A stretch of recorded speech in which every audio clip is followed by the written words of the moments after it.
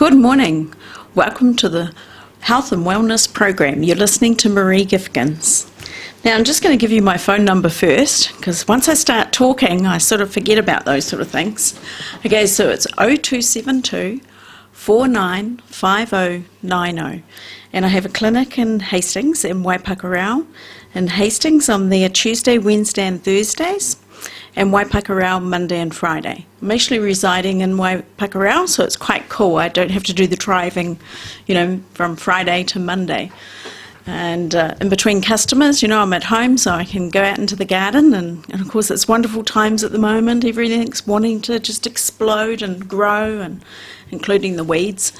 But it's just lovely to be at home and watching everything flower. I've got potatoes coming up already. I've got peas there growing, and broad beans are starting to come on, and there's all sorts happening. So it's very cool having a garden, especially a little veggie garden. It doesn't have to be big, but if you've got some spinach in there and some parsley on the side, and it's just wonderful to be able to go out and pick your own stuff, come in and eat it fresh. You can't beat it. Even just talking about parsley is very good to make a tea. You can make a parsley tea out of it. Just a small handful, and put it in a teapot, put boiling water over it, and let it sit for 5 minutes, and then strain it. What's it good for? It's good for your kidneys. Okay, good for a little bit of water retention. It's not a major one for that, but it's very good for the kidneys, and there's a little bit of iron in there, and there's a little bit of minerals as well. And of course, we all need to look after our kidneys at the moment, because the world is such a strange place, and we've never had to experience this in our lifetimes. So there's a lot of fear going on, and a lot of apprehension and nervousness about the future and what's happening. We've got elections coming up too, and that'll come and it'll go, but it does knock our kidneys around a little bit, because the emotion that goes with the kidneys is fear. Fear, apprehension, nervousness. And so, we do have to look after ourselves and support things. Don't wait until it gets really bad, and then you have to go to the doctors, and then have to get blood tests and x-rays and other things. And then, sometimes they can tell you what's going on, and sometimes they just go, oh, nothing's showing, we'll just monitor you, we'll just keep an eye on you. Doesn't mean that there's nothing going on. It just means that their tests aren't showing up what's happening. So I get a lot of these people that come in and, nothing's showing on the test results. I know there's something wrong, and it's like, right, okay, tell me what's going on. So, I would like to talk to you on a couple of areas this morning, and one of them I do find very serious. It's not with everybody, of course. And you might see one in every 50, every 60 people, but that's still quite a lot. And it can be different with each person. And it's actually an itch, and they get very itchy. And it's not on the top of the skin, it's actually just underneath the skin. And it's very itchy, and they can't satisfy the itch. If we have an itch on our nose and we can scratch and it goes away. It's easy. You have an itch somewhere else, you scratch it and it goes away. But can you imagine what it would be like to have itching underneath your skin, and you itch and itch and it just won't go away, and then you itch and itch more and the skin becomes raw, and sure, you can see that then. But there's these conditions that are happening, and you can't see anything. You can't see anything on the top of your skin as to why or what's going on. And of course, most of the people that I've seen have been to the doctors, and they look at you because they can't see anything. They take blood tests and nothing's there, and you come back again. Oh, we'll try some steroid application, cream. We'll give that a go. And of course, it doesn't relieve it. It doesn't do anything. Oh, we'll try this and we'll try that. And I had a gentleman the other day, and he was late 50s, and he just was itching all around his torso, around his back, around the front. And I said, oh, how bad is this getting? Is it keeping you awake at night time? And he goes, yep. I said, so it's going all the time, day and night. and it doesn't let up. And he goes, no. I said, is there an intensity? And it comes off. And he goes, oh, yeah. Sometimes it's worse than others, but it just doesn't go away. And so we talked about that, and then he said it's starting to go down my legs as well. And of course it was really starting to worry him then. And I said, well, you're not sleeping well, you're not resting properly because of this itch. And then you could see patches of his skin where it was a little bit raw, where he had been scratching and scratching, he just couldn't help himself. He says, I try not to because it can make it feel even worse. You know, and if you've got any itching going on in your body that's a little bit different, and you've tried different things and it's not working, you just remember my phone number and you come and have a chat to me, 0272 4950. And see if we can narrow it down. You know, I had another lady a couple of weeks ago, and she had it in her legs, both legs actually, mainly down the thigh area, not the whole leg around. And she was in her early 70s, I think it was. And the way she was describing it, it was like, I think I know what this is. I said, I think I know what to do for you. I can't tell you what it is because I'm not allowed to diagnose. I'm not a doctor. But I can tell you what to do, and the proof is in the pudding. And, you know, it's can quite often be a virus. I'm not diagnosing. I'm not saying which one am I. I mean, even everybody says it's a virus. I've got a virus. So it can quite often be a virus. Now, how does that work? How can you get a virus and it make you itch underneath the skin and drive you nuts? Okay, so how does that work? Let's have a discussion about that. So viruses like to exist, and even better if they can get into us, and they can be quite nasty. They can get into our cells, and they kind of like imprint into our genes, into our DNA sometimes, and they can hijack some of the genes as well. And especially this COVID one, it can really hijack some of our bodies and the way it does things, and the receptors, and so it can start taking over and changing your DNA, and then your DNA, it doesn't function properly. And then you go, oh, I don't know what's wrong with me, this isn't repairing, it won't come right. But there's actually, maybe the virus isn't live anymore, it's not reproducing itself, but it's had an impact into the DNA and altered it. And then it just carries on with that pattern. And that's what some of the biggest issues are with this COVID-19.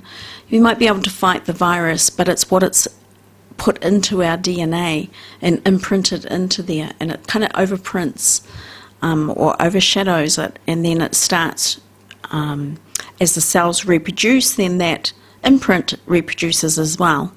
And so it's very hard to get the body back on track. Now remember that little bit of conversation, because I'm going to refer to that later again. So we'll just come back to the viruses, and the viruses can eat. What do they eat? Okay, so with food, its most favourite food, and I hate to tell you this, I feel like I'm giving you bad news, but sometimes it's better to know than not know. Okay, so if you suspect that you have a virus in your body, doesn't matter which one, actually even a lot of the bacteria ones, strep is another one. Its most favourite food is dairy and eggs. Okay, so that's milk, cheese, butter, yogurt, ice cream, and eggs. Don't forget eggs. A lot of people don't talk about the eggs. And I know that they have good nutrition, and I know they've been a staple for many generations, and I miss the eggs. And I used to love an omelette. You know, we've got an egg, and what else do we put in it? Milk and cheese. Let's get the works. But you know, if you've got a virus in your body, don't feed two of you. So I'm not telling you to stay off these foods forever, just for a while, so you can get that virus under control, get it back down, kill off a lot of it, and then you're a lot better. So what else does it eat? It loves animal fat, like pork fat, bacon, lamb fat, beef fat, chicken fat, all those yummy fats. So, if you've got a virus in your body and you're eating, lots of sort of, the crackle on the pork, you could be feeding the two of you. And so it's just sometimes not worth it if you're a bit suspicious. Okay, it has a few other foods that it likes as well, but we'll get into some other areas as well. It also can feed off your adrenaline, which is your stress levels. When you are in an argument, your adrenals start firing up because they don't know whether we're going to be fighting or we're going to be running away from this enemy. And so that's what that adrenaline is, that fight or flight state. And, it mightn't be someone there with a knife. It could be your partner that said the wrong thing to you at the wrong time, and you're like, and away you go. Your adrenals are pumping. And adrenaline is quite caustic to the organs. So it's producing all this adrenaline to help you, but quite often there's not actually a real fight. It's just an argument, or you're wound up about the person driving in front of you that's, driving too slow, or whatever it is, they're braking and for no reason, apparently. And you can get wound up and call them names, or you listen to the news, or Donald Trump, or whatever it is. Your adrenals can be pumping, and that's quite caustic, all right? So it can be sitting in the organs. And if there's a virus around, it'll go, ooh, yum, there's a yummy hormone, I can eat this too. And so it keeps the virus strong again. If there's a loss of a loved one, or you're having arguments with your partner or family members, and you're wound up, it loves trauma. It just feeds off it. It'll feed off hormones as well if you're having fluctuation of hormones. When you're going through puberty or menopause or pregnancy, it's quite often, young mums with young babies can get a little bit sick and not well, and they go down and they've got no energy because there's something in the body, not always, of course, I'm just generalising. There can be some hidden viruses that have just gone, oh, look what we've got for food. And up they come and they start multiplying. And, sometimes you get brain fog, and that's from the viruses in the body. I'm not saying always, I'm just saying possibility out there, And so these viruses can feed off many things and keep strong, and so then they multiply and they have a little city, and you might have had a sore knee. All of a sudden it's just started for no reason. You didn't hit it, you didn't whack it, you didn't fall over. All of a sudden you're getting this sore knee, and sometimes the virus can actually go into the tissue there and start causing havoc and causing what we call inflammation. So let's get on with this. Actually, we're getting further down the track. So back to the itching under the skin. So we're talking about the virus, and so it can start to take over and invade and in areas, and then so it eats, but then it has waste. Okay, if it has eating, it's waste. It has waste, like us, and that waste can be quite toxic. The viruses can feed off heavy metals as well, and you can imagine the waste from that. And then the tissue around where it is, it infects the tissue, it inflames the tissue. It all becomes inflamed and sore and red and even worse, and maybe fluids building up there as well. And so these viruses have a ball because, you go to the doctor and you say, I've got a sore knee, look, it's swollen. Oh, that's no good, I'll give you painkillers. I'll give you anti-inflammatories, and it might help for a while. And then all of a sudden your sister passes away, or your auntie passes away, and then you're in shock and you're sad, and then your knee gets worse because what's happening? Adrenaline is pumping. You're in sadness, you're emotional, and the virus will take advantage of you. And then all of a sudden you've got a sore hip as well, because it's now moved to your hip because there's plenty of food. So by changing your diet, you can alter your diet, and there are antiviral different supplements you can take. I quite like the olive leaf extract That's really good to boost the immune system. One I find that most effective is some essential oils that I sell. One is called Hope and one is called Calm. And especially if you've got that itching underneath the skin, or if you have burning, I will quite often use those two oils to get everything down. So they're not pain relief, they're not for pain relief, they're not for bringing inflammation down. Their only job is to kill viruses and pathogens. And so if it reduces your pain or the itching or the burning and you start to feel better, then you know what you're dealing with. You know that you've got some pathogen in your body that's having the time of its life. And so we need to kill it. We need it to get down, down, down, down. And, we don't want it completely gone. Viruses are fine in their dormancy state. They're not causing any havoc, and they're actually quite beneficial to have, a couple of viruses in the system dormant. So when another virus comes along and invades your body or tries to, your viruses will actually fight for you and go, no more viruses in this body.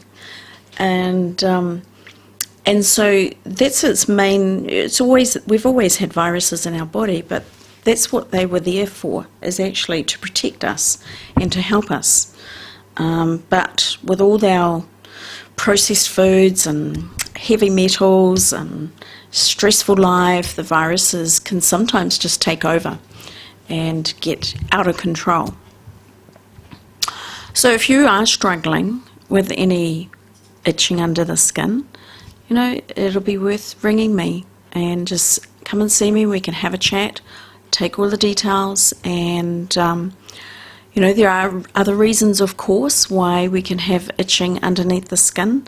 So there's other things that you do need to be aware of, or I need to be aware of. What kind of shape are your kidneys in, or what kind of shape is your liver in? And so there's other things that we have to consider as well. But to get a second opinion, this guy had been suffering for 6 months. And he rang me last night. He goes, oh my gosh, my torso feels so much better. It hasn't and that was only two applications. He goes, I'm going to put it all over my back. And I said, no, not yet. We don't want to kill too much too quickly. So he was like, after 6 months, I finally got some answers, or I know what to do for myself. I had another gentleman who had itching pretty much all over his body. It was driving him and his wife nuts. And he'd been suffering for 2 years. I had another person who had been suffering for 10 years with this itch. And it can drive you nuts because you're not sleeping, you're not getting into a restful state. You're always trying to ignore something. And when it's nerves, you can imagine like the shingles, and how that affects the nerves. So that's what's sort of going on the inside. It's very hard to ignore it. So it's not a nice thing at all. And so it's good to get a second opinion. It's good to pick somebody else's brain and just see if there's something else happening that you can get some answers for, or you can get some relief.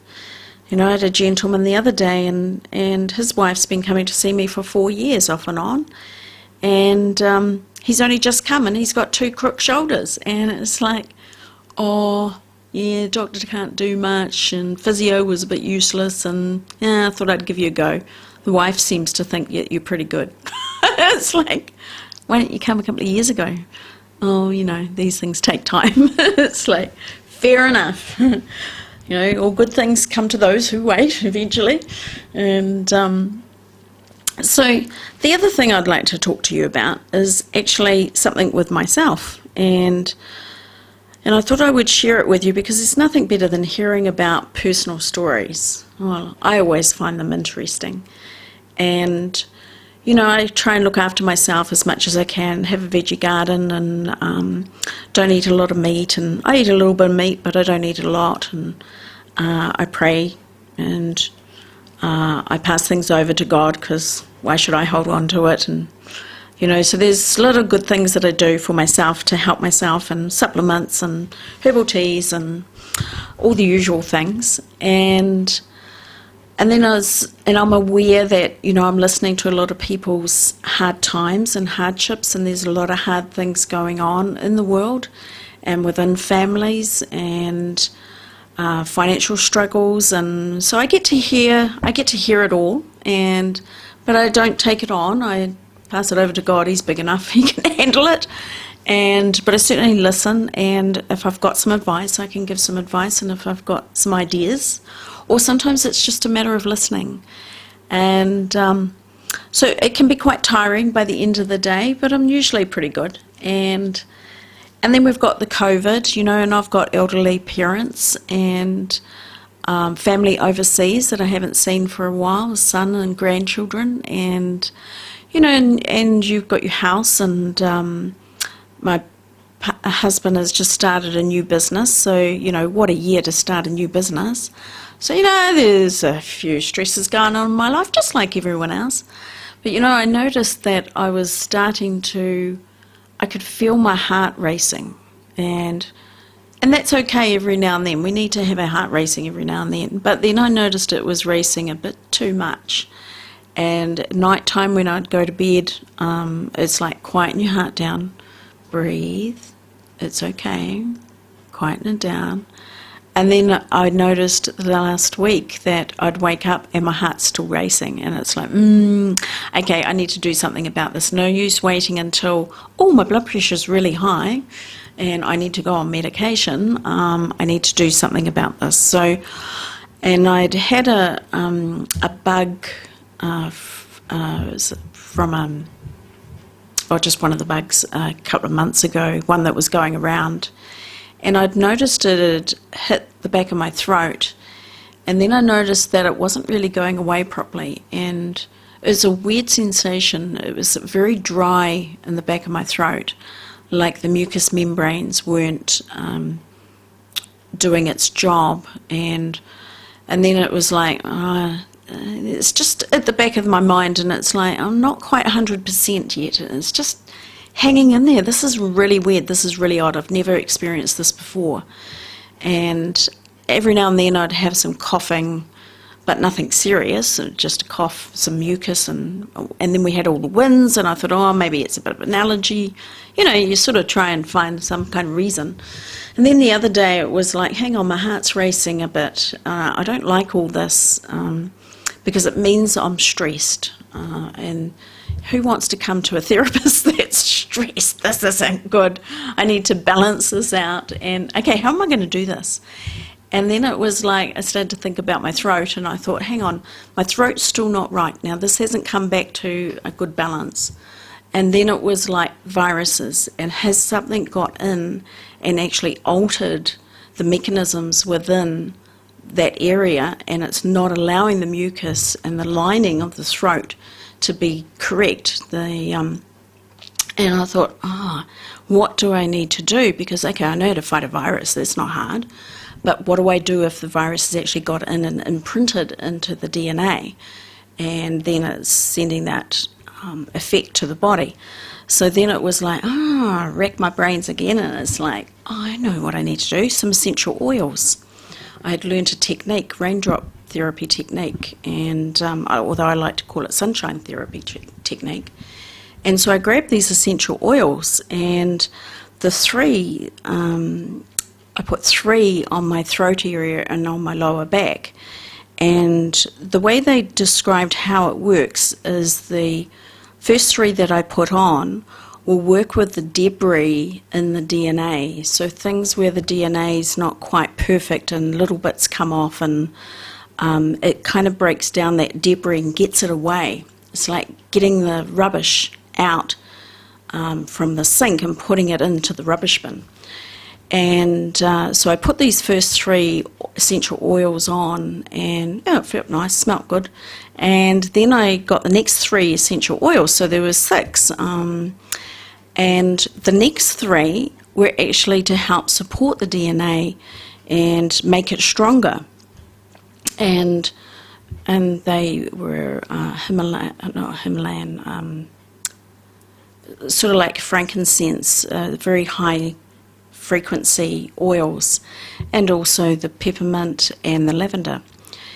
And so then I put those 3 oils on my neck and on my lower back. And I thought, oh, well, I'm going to smell pretty strong today, but okay, I need to get on top of this. And so off I went to work, and I tell you, that whole day I felt really good. I felt calm, I'd relaxed, and I realised that I hadn't been like that for a couple of weeks. And I thought, wow, I have to do this again. And so in another couple of days, I'll put the same application on and start strengthening and calming my body. I was very surprised about how calm I felt after putting the application of these oils on, because I was sort of more thinking about my DNA and strengthening that. I hadn't thought of the impact of how it would relax my whole system. So I hope that was of benefit for you or useful. You know, we still have to keep working on ourselves, and sometimes we can have that magic thing where it's just going to really help boost ourselves back up and look after ourselves, because we're all so important. We're all needed. You know, we're all needed by somebody, and we need to be happy and strong and be ready to face this year and the next year. So if you'd like to talk to me or make an appointment, my phone number is 0272 495090. Thank you for listening.